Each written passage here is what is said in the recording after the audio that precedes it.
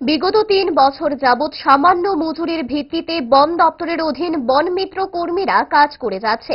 বন মিত্র কর্মীদের নিয়মিত করার জন্য বন মন্ত্রী অনিমেষ দেববর্মা সহ অরণ্য ভবনে বন দপ্তরের আধিকারিকদের সঙ্গে বারবার মিলিত হয়েও তাদের দাবি নিয়ে কোনো হেলদোল নেই সরকারের।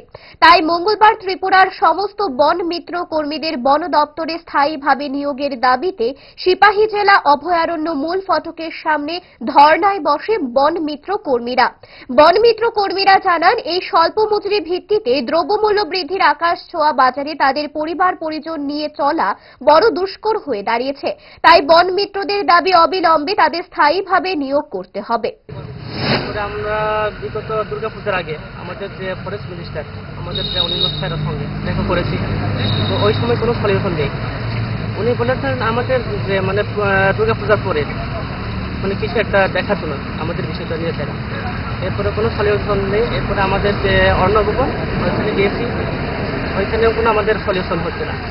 তো আমরা আজকে বাধ্য হয়ে সেটা আমরা আজকে এই জায়গার মধ্যে ধর্ণা প্রদর্শন আমরা বলতেছি। আপনার দাবি কি?